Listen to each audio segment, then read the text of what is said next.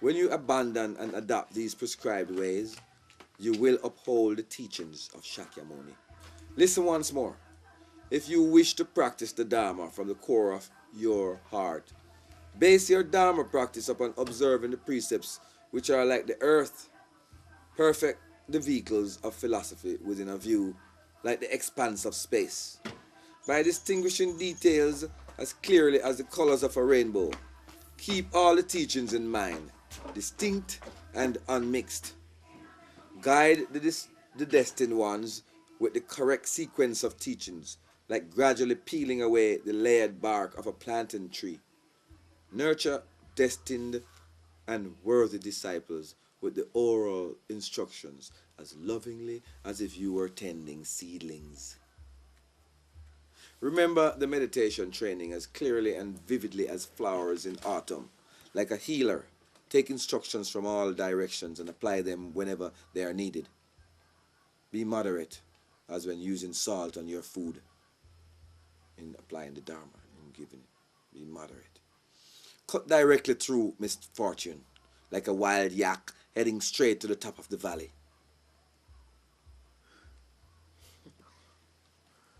When encountering disturbing emotions, abandon them as you would your hated enemies.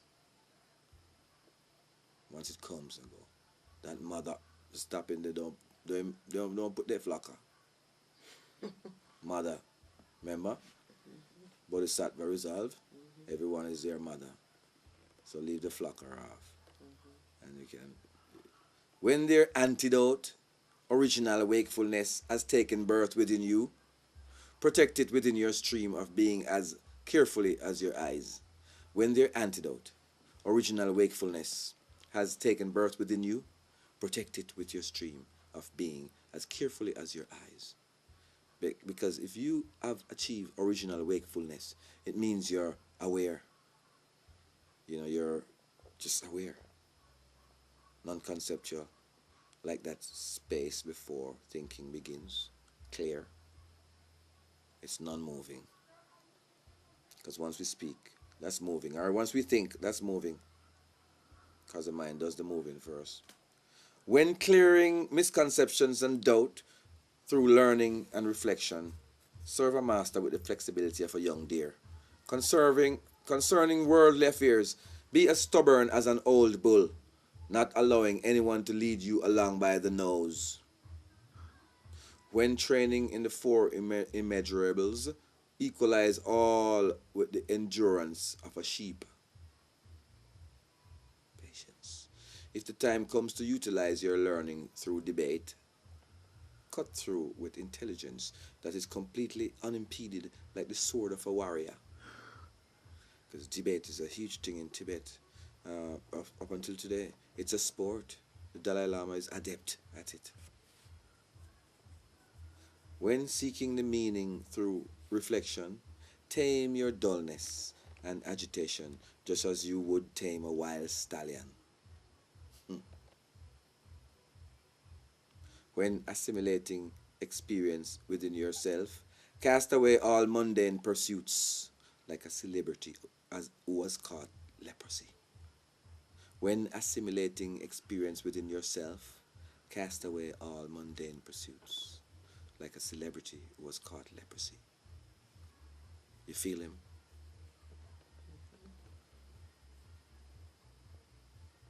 Because you could achieve so much out of your mundane pursuits. Can you dig it to the top of your game? In short, to quickly awaken and accomplish unexcelled enlightenment, it is essential to observe yourself in all situations and control yourself in regard to cause and effect as carefully as a newly wedded bride. Listen again.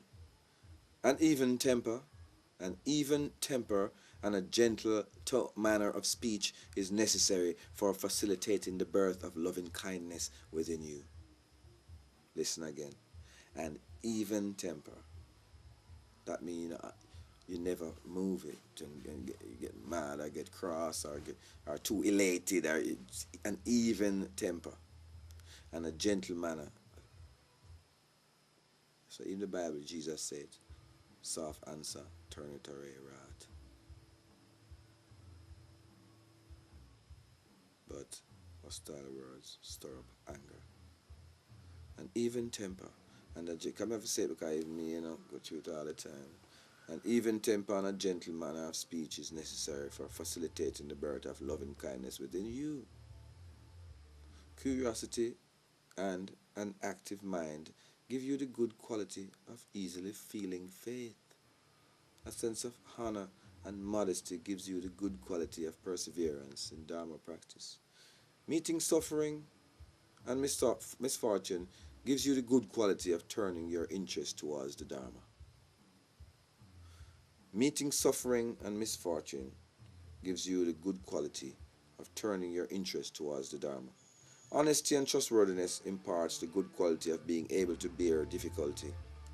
Constancy and deep affection generate the good quality of being truly able to serve your master. Distaste for advantage and status give you the good quality of being uninvolved in partisanship concerning the Buddha Dharma. To be careful in mundane affairs gives you the good quality of greater ability in retaining the sacred Dharma. To stand by your word imparts the good quality of being in harmony with the Dharma. To be resolute and tenacious gives you the good quality of higher excellence when practicing the Dharma. To keep a smiling face and gentle behavior gives you the good quality of pure samaya with your Dharma friends. To be unfocused and spontaneous during daily activities gives you the good quality of being able to directly cut through conceptual thinking. To be unfocused and spontaneous during daily activities gives you the good quality of being able to directly cut through conceptual thinking. Wow. On the other hand, these characteristics can become shortcomings if one is overwhelmed by them as follows. People with an even temper and a gentle manner of speech are in danger of falling prey to the faults of pretense and dishonesty. Curious people with active minds have the fault of easily relinquishing Dharma practice. People with a sense of honor and modesty have the fault of failing to leave worldly affairs behind. See the trap? See how hard it is to get out of it and to get into swing of where we should be? Difficult. Next to impossible. I swear, it's going to take effort. People who experience much suffering and misfortune are in danger of not finding free time even though they intend to practice the Dharma. It's still not good for you to know about suffering when you go on, because you never kind of time. Misfortune in your ear, you just war go on, bush a shoot up the street, you can't even read like a Quran.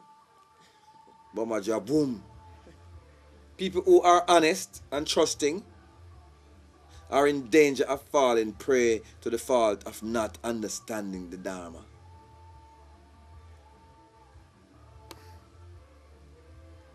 Feeling?